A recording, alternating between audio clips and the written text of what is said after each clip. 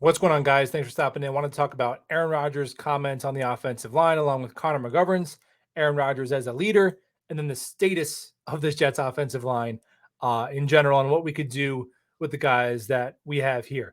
So first, I come back to my computer screen, and after practice, and I see Aaron Rodgers calls out Jets offensive line. Aaron Rodgers frustrated, and I'm like, all right, what did he say? So I open it up, and here's the scathing quote from Aaron Rodgers.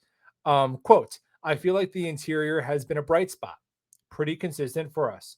Both the first and second group, Rodgers said. Another quote, we just need a little more consistency on the edge, unquote. Okay, that is not frustration. That's not calling anyone out. That is literally answering a question. That is as meek and mild of criticism as you could possibly get when talking about grown, highly paid professional men. Connor McGovern went on to say, quote, I sensed frustration from everybody on the O-line, Aaron, the coaches, unquote. Going on to say, quote, you can't go 3-and-out in a 2-minute drive like that. I think there was disappointment from the whole team, unquote. So, first of all, I love Connor McGovern as a guy, by the way, and he's a better center than most Jet fans think. He's not horrible. He's been far from the worst problem on our offensive line the past 3 years since he's been here, and he's an absolute steal on his contract. So kudos to him. Now with Aaron, okay, I'm not going to pretend that Aaron Rodgers has been the pinnacle of perfect leadership his entire career. Even Aaron Rodgers has admitted that if he could redo some of his relationships and mentoring with the young skill position players that he had in Green Bay, he would do it differently. And then he's trying to do it differently here with the Jets. However, you need a little tough love. You need a coach on the field. And I know there's been all this criticism of Aaron Rodgers. He's control of the whole team. They're giving him the keys. Yeah, no crap, man. Aaron Rodgers is more accomplished at his job than anybody in this organization. Joe Douglas and Robert Saleh included. Sorry, Peyton Manning and Tom Brady got the keys when they went to their second destination as well. He's a top 5 quarterback. He's a top 5 player at the most important position in professional sports, is what it is.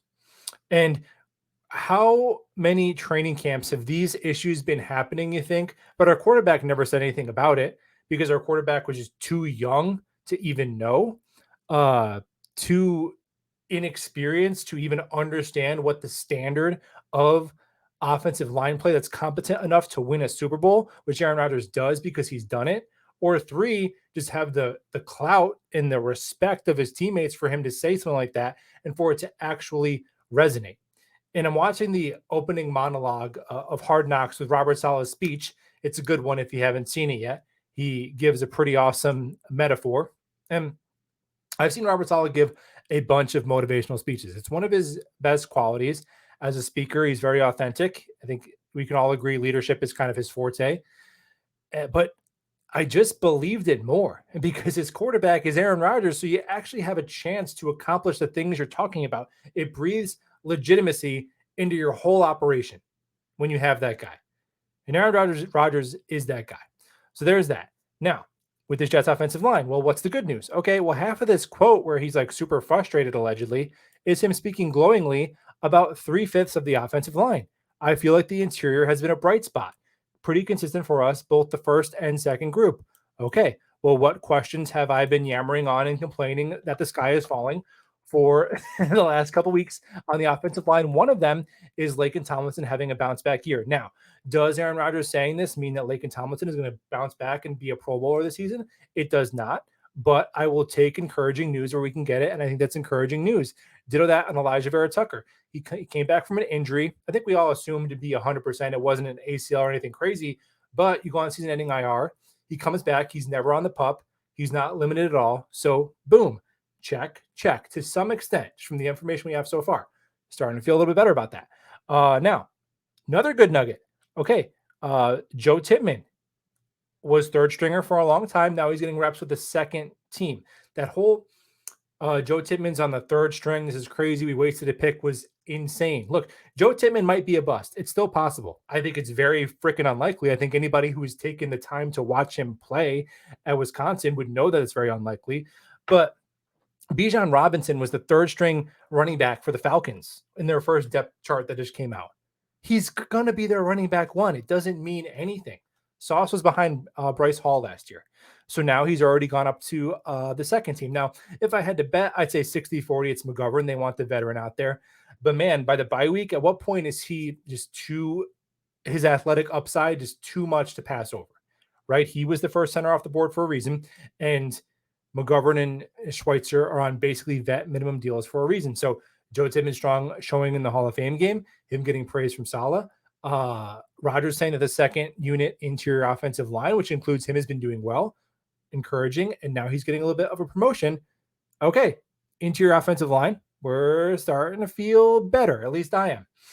Now, on the edges, that's where we got to fix it. And can we please do away with the notion that because now we have Aaron Rodgers, our offensive line is going to be amazing? Come on. God, we understand that offensive line play and quarterback play are inherently linked. We understand that when you hold the ball and you don't know where you're going and you don't know what to do, yeah, a lot of young quarterbacks and inexperienced quarterback sacks are on them. But please, we can't do this thing where all of a sudden offensive line play doesn't matter. Where we look at the two best offensive lines in both conferences last year, and those are the two teams playing each other in the Super Bowl. Well, the Bills don't have a very good offensive line. The Bengals don't have a very good offensive line. What are we trying to? Have they won the Super Bowl? Because that's what I'm trying to do. And I think if you polled their fan bases and asked them what part of your roster has held you back from winning the Super Bowl, the offensive line that got Joe Burrow's knee ripped in half, the offensive line that got Josh Allen UCL tear that made him crap the bed down the. Enough of that, please. You got to have a good offensive line. It's been true for the 100 years the NFL has been around. So we don't got to do that anymore. Now, on the edge, barring any trades, and I say trades because you're not bringing in a free agent, we're going to just sign a tackle. No, you're not. Offensive tackle, besides quarterback, is probably the most scarce position that you could try to get late. You can get almost anything else. You can get DeAndre Hopkins and Dalvin Cook, right? Borderline Pro Bowl level players late. You can get Yannick Ngakoue, a 10-sack guy that I think the Bears just got a couple days ago. But man, even good swing tackles, it's tough to get. Guys don't cut quality offensive linemen. So if you're going to bring in somebody who's going to make a difference, you're probably going to have to trade for one. Now, if we don't, with the guys we have here, people have asked, why don't you like Max Mitchell? That's the furthest thing from the truth. I like Max Mitchell a lot. I like Michael Clemens. But if you told me, hey, Michael Clemens, he's going to be our number one edge. He's going to have to lead us in sacks. I don't think he's ready to do that. Hey, you like Jeremy Ruckert? Yeah. Well, he has to be our tight end one. Just straight away, receiving, blocking. He has to just be the full stop tight end one. Same with Izzy Abanikanda. He has to be running back one. No, I just think Max Mitchell is being asked to do one job above his pay grade, essentially right now. I think that as a rookie from the Sun Belt, he should have got a redshirt year last year. He was baptism by fire and then sick, not able to really add the muscle mass that he needed to. I think this year should have been a redo of Max Mitchell's rookie year, and he ideally would have been a swing tackle who maybe competes for a job next year. So I just think he's not quite ready, and that's not his fault. He's doing the best he can. So there's that. But I do think the Jets tackle room, the best offensive line we can get, I think 2 of the 3 tackles are going to have to be 2 out of Mekhi Becton, Dwayne Brown, and Elijah Vera Tucker. Now, there's some problems with that because ABT's playing guard, and then Mekhi and Dwayne Brown are both playing. Well, Mekhi's only played left tackle, and Dwayne Brown has only played left tackle as well.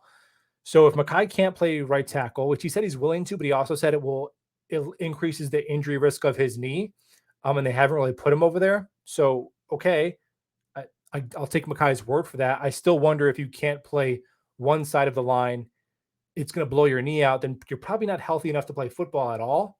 But I'm not a medical person, so whatever. And then with Dwayne Brown, okay, you can't ask Dwayne Brown to play right tackle. Can't do it.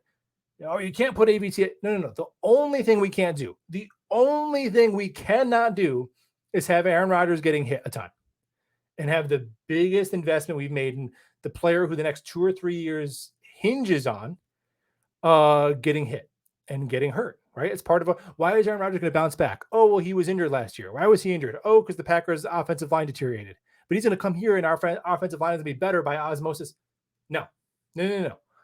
All cards on the table. People are going to have to, and guys like all 3 of the men I've mentioned have shown that they're willing to be team players to some extent at some point. And Dwayne Brown's a warrior. The dude played with one arm last year. He's not willing to play right tackle. I would take Dwayne Brown at right tackle over Max Mitchell right now. If I just gun to my head, I would. Gun to my head, I would. So I think the Jets are, if they're not going to cough up draft capital to bring anybody in, I think we're going to have to get really creative here, because it would just be one person. I'm not saying you're going to trade for a brand new offensive line. I think we're one quality player who can play tackle away from patching this thing up to be good enough. But if we're not going to do that, we're going to have to do some musical chairs. That's where I think it's at. And we'll talk ball soon.